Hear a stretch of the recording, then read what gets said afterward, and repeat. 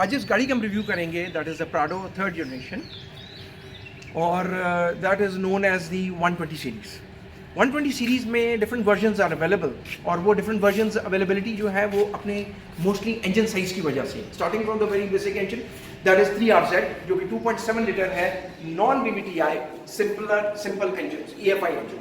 उसके बाद आ जाता है ये 2004 में इसको इन्होंने अपग्रेड किया, जो कि इन्होंने इंजन नया लिया है, which is a 2TR। 2TR is a VVTi engine, a better fuel efficiency और थोड़ी सी आउटपुट पावर इसकी ज़्यादा है।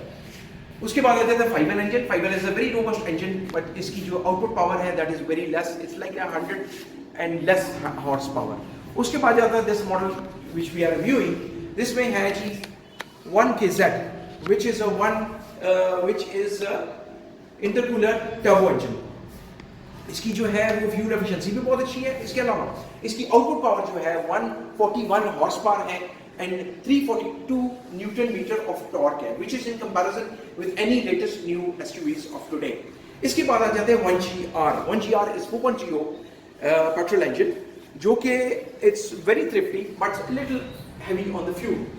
Coming over the front of the vehicle, front में it's very beautiful car, and that's why this model is known as the angel eyes also। और front में इसके cam लगा हुआ है एंड दी हेडलाइट्स जो है दे आर वेरी ब्यूटीफुल। इसमें अपग्रेड्स मैंने किया हुआ, इसमें थोड़ा सा मैंने LED SMDs लगाई हुई हैं। और इसके अलावा ये है कि इसके साइड व्यू पे आ जाते हैं, साइड प्रोफाइल पे। साइड प्रोफाइल जो है वो इसका it's very muscular. Side mirrors जो है वो इसके क्रोम है। And coming over to the rims and the tyres rims जो हैं ये बेसिकली रिम्स जो है 150 सीरीज़ के लगे हुए हैं। और इसमें साइज़ जो है वो 3 किस्म के साइज़ आते हैं। दो साइज़ आते हैं। एक साइज़ जो है वो 220 70 17 है, जो कि जिसके टायर का जो है प्रोफाइल वो अंदर की तरफ होता है, इट्स नॉट आउट। जब ये 265 प्रोफाइल में चली जाती है तो फिर इसके साइड स्कर्ट्स इसके वो लगे होते हैं, ओवर फेंडर्स लगे होते हैं। अब इन दिस केस इसमें साइड फेंडर्स नहीं है, इसलिए मैंने मीडियम साइज़ जो है सिलेक्ट किया, which is specially imported by me, which is 245 70 17, जो कि ये ऑफ रोड भी है, ऑन रोड भी है। एंड इसका जो पैटर्न है वो BF गोडरेज वाला है, which is a very beautiful pattern and बड़ी R&D करके ये इन्होंने तैयार किया है इसको। Coming over to the rear of the vehicle, इसकी लाइट्स जो हैं दे आर वेरी ब्यूटीफुल, और इसमें थोड़े से अपग्रेड्स भी अवेलेबल हैं। इसके बाद जो है वो LED वाले आए हुए हैं, but these are the stock lights. GXL का मोनो देखिए इसके रियर में लगा हुआ है, वो इस वजह से कि this is a 7 seater and 7 seater के अलावा जो है इसमें डुअल AC भी है।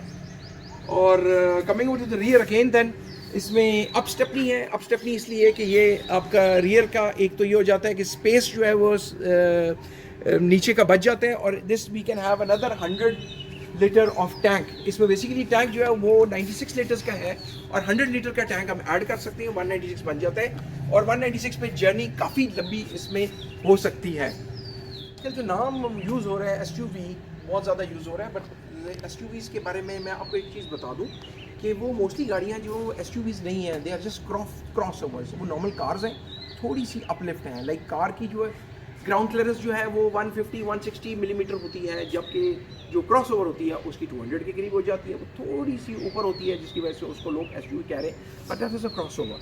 असल में SUV जो होती है वो लेडर फ्रेम चेसिस के ऊपर होती है। इसका चेसिस अलग होता है, इसकी बॉडी अलग होती है। तो दिस बिहाइंड, इसके नीचे जो है वो एक पूरा लेडर का फ्रेम है, और उस लेडर के फ्रेम में ये है कि उसमें डिफरेंट प्रोटेक्शंस लगी हुई हैं, whether that be fuel tank है या बाकी सस्पेंशन है, या इसका जो है वो बाकी जितनी फ्यूल सप्लाई और बाकी चीज़ें हैं उनके नीचे एक इसीलिए उसने प्लेट्स लगाई हुई हैं। So this is protected from below. जबकि जो क्रॉस ओवर्स होती हैं उनमें ये चीज़ नहीं होती है। उनमें ये ध्यान रखा जाता है कि गाड़ी को थोड़ा बहुत कहीं कच्ची पक्की रोड पे हल्का सा कहीं उतार लिया जाए, लेकिन उनको एज सच जो है वो ऑफ रोडिंग के लिए यूज़ नहीं किया जा सकता। इन दिस केस जो है ये लेडर फ्रेम चेसिस हाइटेंड है, एंड इसकी ग्राउंड क्लियरेंस जो है वो दैट इज़ लाइक 260 मिलीमीटर, जो कि it is in comparison with top notch SUVs which can be which are used in different world में, डिफरेंट फंक्शंस में डिफरेंट चीज़ों पर यूज़ होती हैं। Land cruiser it's known for its quality and reliability and durability. इस गाड़ी की ये खूबसूरत बात है कि इसके जो है ना बॉनेट में आपको खोल के स्टिक नहीं लगानी पड़ती, जिस तरह की मुख्तलिफ गाड़ियाँ आजकल की भी एसयूवीज़ हैं जिनमें आप खोल के स्टिक लगाते हैं, बल्कि just leave it like that और इसमें शॉक्स लगे हुए हैं और ये ओपन होंगे। इंजन के बारे में मैं आपको बता चुका हूँ, this is an intercooler turbo जो कि and you can see the quality of the material and everything and it's very neat. ये गाड़ी बेसिकली सेलेक्ट करने की वजह ही ये मेरी इंजन था। दिस इंजन का जो है it can take any kind of diesel anywhere. आप नॉर्थ में जाएं या आप साउथ में जो है वो सिंध में किसी जगह पे जाते रहें, आपको किसी किस्म का भी फ्यूल मिलेगा, you will not have any problem, because इसमें वो जो है D4D टेक्नोलॉजी जिसमें वो इंजेक्टर्स होते हैं, नोज़ल्स उस किस्म की होती हैं, महंगी किस्म की, वो नहीं है इसमें। इसमें कोई नोज़ल 2 लाख की नहीं लगती, बल्कि इसमें 10-12 हज़ार की वो नोज़ल मिल जाती है। And these are not prone to any kind of diesel जो कि लो क्वालिटी डीजल हो, उसकी वजह से इसमें प्रॉब्लम नहीं होता। तो इसको बेसिकली जब मैं इस गाड़ी का कंपैरिजन कर रहा था या डिफरेंट गाड़ियों का चॉइस कर रहा था, उसके लिए मेरे पास एक फॉर्च्यूनर का भी कंपैरिजन था।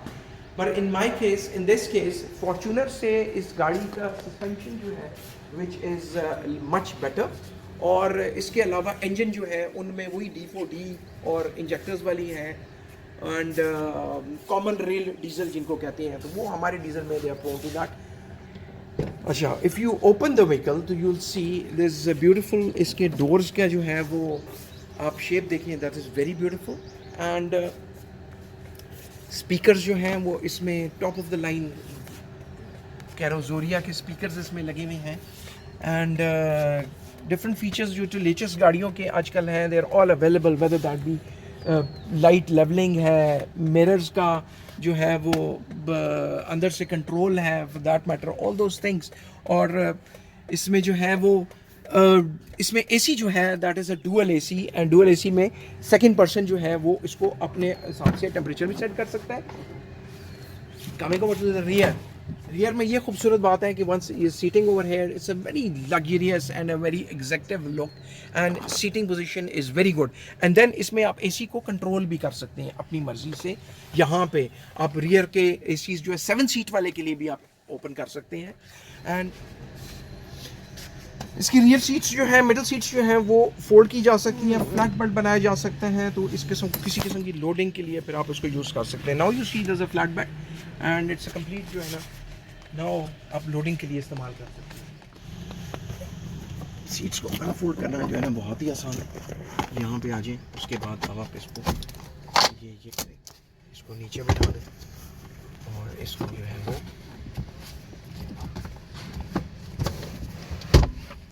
7 सीट्स के लिए आप यहाँ पे देखेंगे कि सीट बेल्ट्स भी अवेलेबल हैं इसके लिए। डुअल एसी की जो मैं बात कर रहा था उसके लिए एसी वेंट्स बिल्कुल जो है ना वो उसके सर के ऊपर है। And then we have the charging dock also, इसके पास कोई मोबाइल कोई चीज़ रखने के लिए द 2 बॉक्सेस आल्सो, ये स्क्वायर बॉक्स भी है और ये एलोंगेटेड बॉक्स भी है, और very comfortable you can have this. ये ग्रिप है हैंड की भी, अपनी सपोर्ट के लिए भी ये भी मौजूद है यहाँ पे। रियर में आप आए तो रियर में जो है ये अंदर से खोलने के लिए, उसके बाद आपको डिप टूल चाहिए होता है तो it's very easy over here, just check it up here, all tools everything is quite available here, और बड़ा अच्छे तरीके से स्टैक किया गया है यहाँ।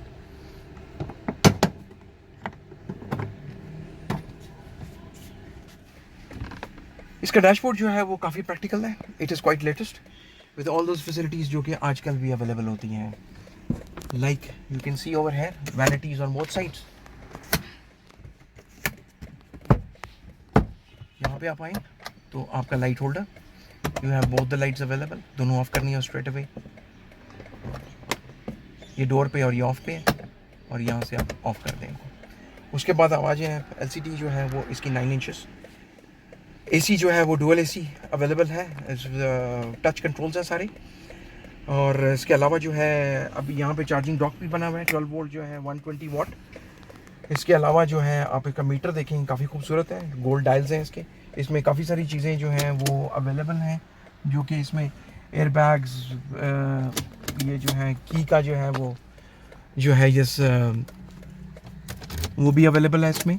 एंड इसके अलावा अगर आप इसकी साइड्स पे आ जाते हैं तो आप सीन दिस के इसका जो है राइट लेफ्ट मिरर करने के लिए ये, और इसकी हैलोजन्स ऑन ऑफ करने के लिए, लाइट्स को एडजस्ट करने के लिए, these all things are available. Speakers जो हैं वो ऑलरेडी आपको बता चुका हूँ।